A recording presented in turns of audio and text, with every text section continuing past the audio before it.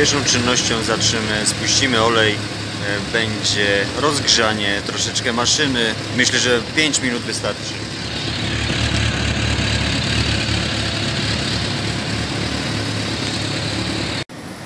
Tutaj odkręcamy korek wlewu.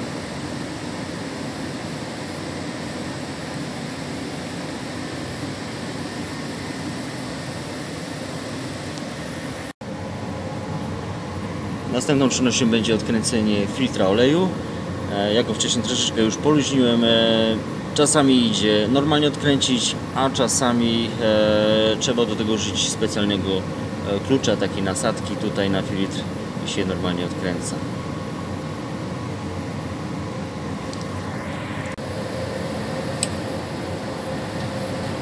Pod zbiornik podkładamy sobie jakiś pojemnik.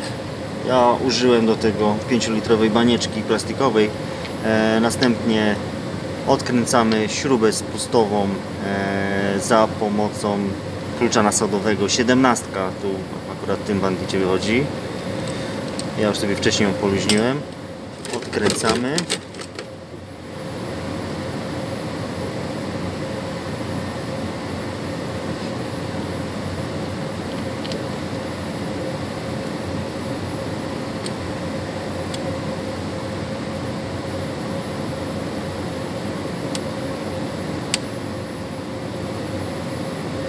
Olej ciepły, czekamy aż wyleci.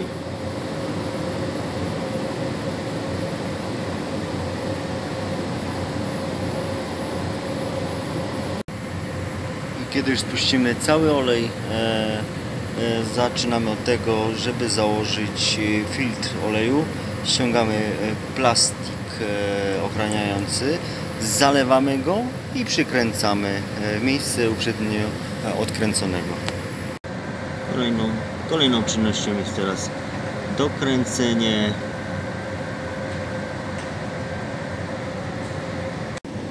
Dokręcamy teraz kluczem nasadowym 17, w tym samym miejscu, gdzieśmy odkręcali.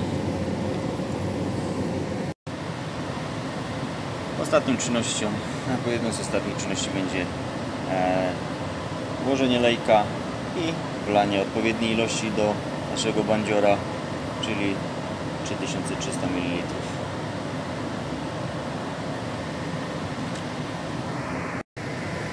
Dokręcamy teraz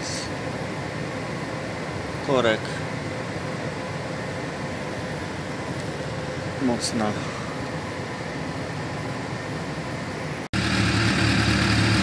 Po zalaniu bandit oczywiście odpalony, brak wycieków, także wykonanie tej czynności wymiana oleju zakończyła się sukcesem.